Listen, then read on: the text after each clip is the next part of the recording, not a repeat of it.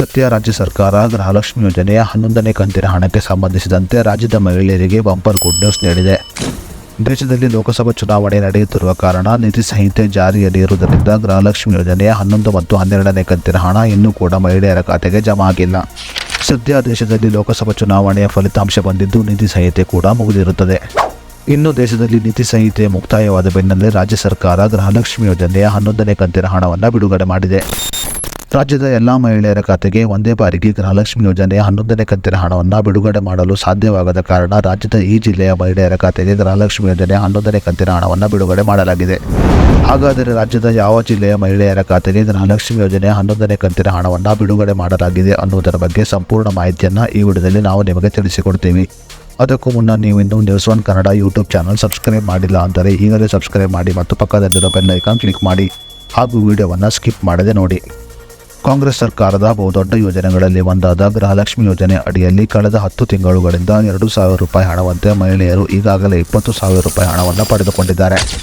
ಸದ್ಯ ಕಾಂಗ್ರೆಸ್ ಸರ್ಕಾರ ಗೃಹಲಕ್ಷ್ಮಿ ಯೋಜನೆಯ 11ನೇ ಕಂತಿನ ಹಣವನ್ನು ರಾಜ್ಯದ ಈ ಜಿಲ್ಲೆಯ ಮಹಿಳೆಯರ ಖಾತೆಗೆ ಬಿಡುಗಡೆ ಮಾಡಿದೆ.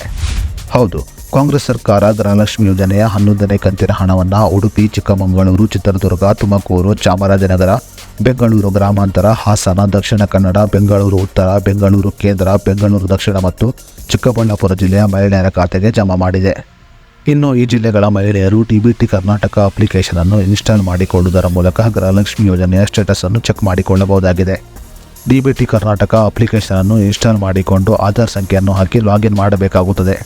ಆಧಾರ್ ಸಂಖ್ಯೆಯನ್ನು ಹಾಕಿ ಲಾಗಿನ್ ಮಾಡಿದ ನಂತರ ಗೃಹಲಕ್ಷ್ಮಿ ಯೋಜನೆಯ ಯಾವ ತಿಂಗಳಿನ ಹಣ ಯಾವ ದಿನಾಂಕಕ್ಕೆ ನಿಮ್ಮ ಖಾತೆಗೆ ಬಂದಿರುತ್ತದೆ ಅನ್ನೋದರ ಬಗ್ಗೆ ಸಂಪೂರ್ಣ ಮಾಹಿತಿಯನ್ನು ನೀವು ತಿಳಿದುಕೊಳ್ಳಬಹುದಾಗಿದೆ. ಇನ್ನು ಸಾಕಷ್ಟು ಮಹಿಳೆಯರ ಆಧಾರ್ ಸಂಖ್ಯೆಯಲ್ಲಿ ಒಂದು ಹೆಸರಿದ್ದು ಬ್ಯಾಂಕ್ ಖಾತೆಯಲ್ಲಿ ಇನ್ನೊಂದು ಹೆಸರಿದೆ. ಅಂತಹ ಮಹಿಳೆಯರ ಖಾತೆಗೆ ಗೃಹಲಕ್ಷ್ಮಿ ಯೋಜನೆಯ 11ನೇ ಕಂತಿನ 2,000 ರೂಪಾಯಿ ಹಣ ಜಮಾ ಆಗುವುದಿಲ್ಲ. ಇನ್ನು ಸಾಕಷ್ಟು ಮಹಿಳೆಯರು ತಮ್ಮ ಖಾತೆಗೆ ಇನ್ನೂ ಕೂಡ NPCA ಮ್ಯಾಪಿಂಗ್ ಮತ್ತು ಆಧಾರ್ ಸಂಖ್ಯೆಯನ್ನು ಅಪ್ಡೇಟ್ ಮಾಡಿಲ್ಲ. ಅದೇ ರೀತಿಯಲ್ಲಿ ಕೆಲವು ಮಹಿಳೆಯರು ತಮ್ಮ ಖಾತೆಗೆ ಇನ್ನೂ ಕೂಡ KYC ಅಪ್ಡೇಟ್ ಮಾಡಿಕೊಂಡಿಲ್ಲ. ಬ್ಯಾಂಕ್ ಖಾತೆಗಳಲ್ಲಿನ ಈ ಎಲ್ಲ ದೋಷಗಳನ್ನು ಸರಿಪಡಿಸಿಕೊಳ್ಳದಿದ್ದರೆ ಅಂತಹ ಮಹಿಳೆಯರ ಖಾತೆಗೆ ಗೃಹಲಕ್ಷ್ಮಿ ಯೋಜನೆಯ 11ನೇ ಕಂತಿನ ಹಣ ಜಮಾ ಆಗುವುದಿಲ್ಲ.